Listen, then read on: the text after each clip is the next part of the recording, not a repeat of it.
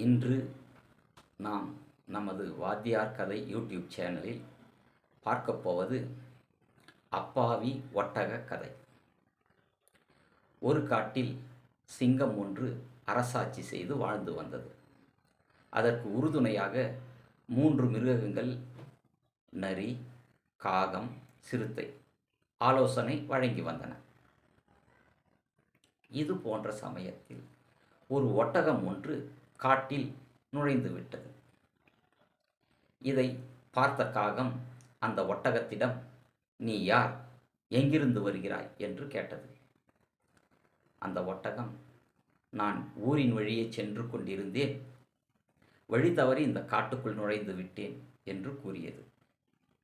காகம், "சரி வா, உன்னை அரசரிடம் அழைத்துச் செல்கிறேன்" என்று கூறி சிங்கத்திடம் அழைத்து வந்தது. சிங்கம், "என்னடா, புதிய மிருகமாக இருக்கிறதே, கோணல் மாணலாக உயரமாக இருக்கிறதே" என்று ஆச்சரியமாக பார்த்தது. காகம், "இது ஒட்டகம்" என்று அறிமுகப்படுத்தியது. சிங்கம் ஒட்டகத்தை பார்த்து, "நீ எங்கிருந்து வருகிறாய்?" என்று கேட்டது. ஒட்டகமோ, "நான் ஊரின் வழியே சென்று கொண்டிருந்தேன். வழி தவறி இந்த காட்டிற்குள் நுழைந்து விட்டேன். காகம் என்னை அழைத்து உங்களிடம் வந்து சேர்த்தது. நீங்கள் எனக்கு அபயமளிக்க வேண்டும் என்று வேண்டிக் கொண்டது." சிங்கமோ, "சரி, நான் உனக்கு அபயமளிக்கிறேன். நீ இந்த காட்டில் எங்கு வேண்டுமென்றாலும் சென்று மேய்ந்து வாழலாம்" என்று கூறியது. ஒரு சில மாதங்களுக்கு பின் ஆண் யானை ஒன்று இந்த காட்டில் மதம் பிடித்து மற்ற மிருகங்களை துன்புறுத்தியது. மற்ற மிருகங்கள் சிங்கத்திடம் முறையிடவே சிங்கம் அந்த ஆண் யானையிடம் சண்டையிட்டு அதை காட்டை விட்டே துரத்தியது. அந்த மதம் பிடித்த ஆண் யானையிடம் சண்டையிட்டதால் சிங்கத்திற்கு அடிபட்டு குகையில் வந்து படுத்துக்கொண்டது. பல நாட்களாக உணவு கிடைக்கவில்லை. எதிரில் உள்ள மிருகங்களை பார்த்து சிங்கம், "நான் தான் பசியாறவில்லை, பட்டினி கிடக்கிறேன். நீங்கள் சென்று மிருகங்களை வேட்டையாடி பசியாறுங்கள்" என்று கூறியது. அந்த மிருகங்களோ, "நீங்கள் பசியாறவில்லை, அதனால் நாங்களும் பசியாறவில்லை" என்று கூறியது. உடனே சிங்கம், "நீங்கள் காட்டில் சென்று ஏதாவது மிருகம் இருந்தால் அடித்து கொன்று எடுத்து வாருங்கள், நாம் பசியாறலாம்" என்றது. இவை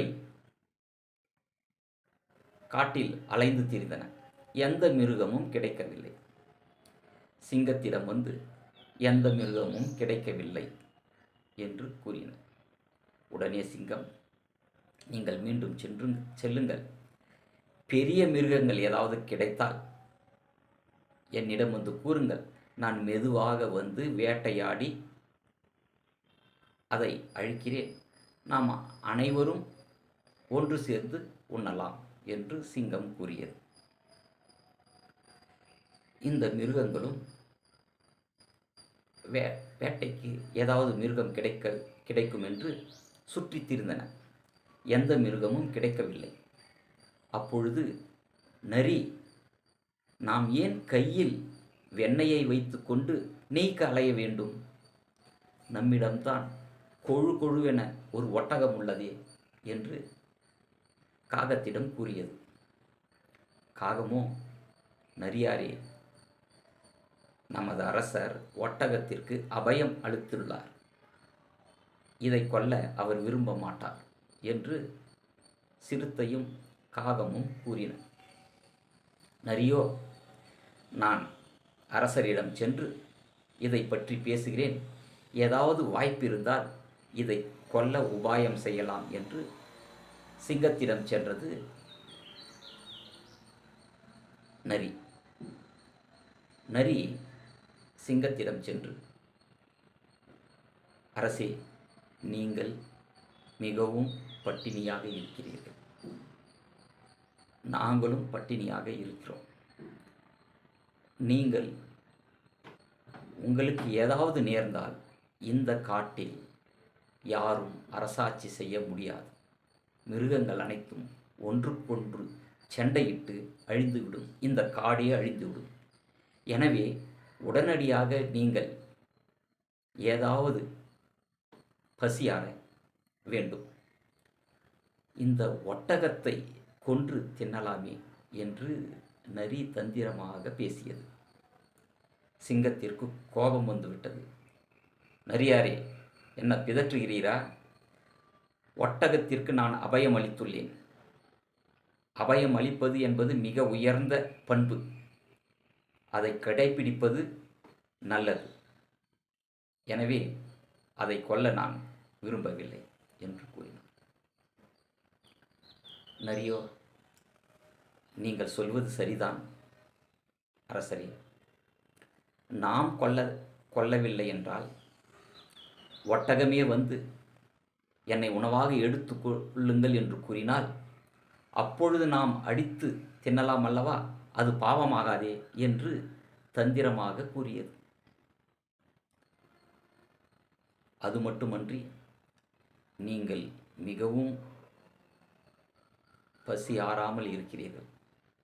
எனவே உடனடியாக இதற்கு ஒரு வழி வேண்டும் என்று கூறியது. சரி சரி, உங்கள் விருப்பப்படி செய்யுங்கள் என்று நரியிடம் கூறிவிட்டது சிங்கம். நரி சிறுத்தை மற்றும் காகத்திடம் வந்து ஆலோசனை செய்தது. எப்படியாவது இந்த ஒட்டகத்தை நாம் கொன்று தின்ன வேண்டும். என்ன செய்யலாம் அப்படி என்று ஆலோசனை செய்தன. ஒரு சில ஆலோசனைக்கு பின் ஒட்டகத்தையும் அழைத்து கொண்டு சிங்கத்திடம் வந்தன இந்த மிருகங்கள். சிங்கத்திடம் வந்து காகம், அரசே, என்னை கொன்று நீங்கள் உங்கள் பசியாற வேண்டும் என்று வணங்கி கேட்டுக்கொண்டது. உடனே நரி, உனது உடல் மிகச்சிறியது. உனது உடலால் நமது அரசரின் பசியாறாது. நீ நகர்ந்து கொள் என்று கூறி சிங்கத்தின் முன் நரி வந்தது.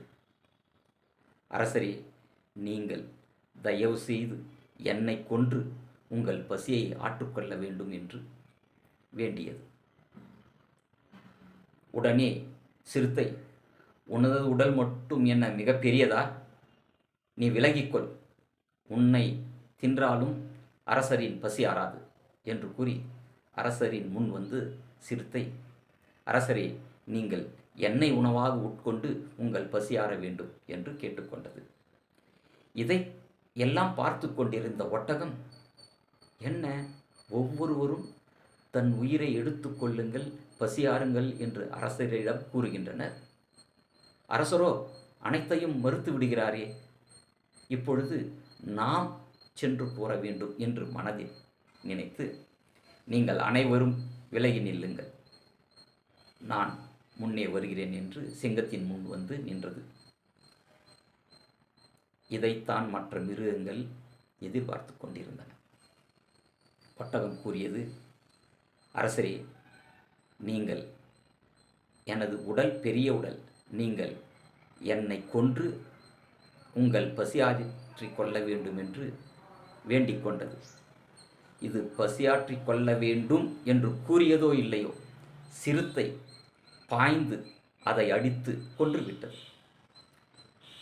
அந்த மிருகங்கள் எல்லாம் பசியாறின. இது கதை. இந்த கதை நமக்கு என்ன உணர்த்துகிறது? நாம் எப்போதும் அப்பாவித்தனமாக இருக்கக்கூடாது. நம்மை சுற்றியுள்ளவர்களின் சொல்லையும் செயலையும் வாழ்க்கை முழுவதும் எச்சரிக்கையுடன் கவனித்து கொண்டே வாழ வேண்டும், உஷாராக வாழ வேண்டும் என்று கூறி கதையை நிறைவு செய்கிறேன். நன்றி, வணக்கம். சேனலை சப்ஸ்கிரைப் செய்யுங்கள், பெல் பட்டனை அழுத்துங்கள். நன்றி, வணக்கம்.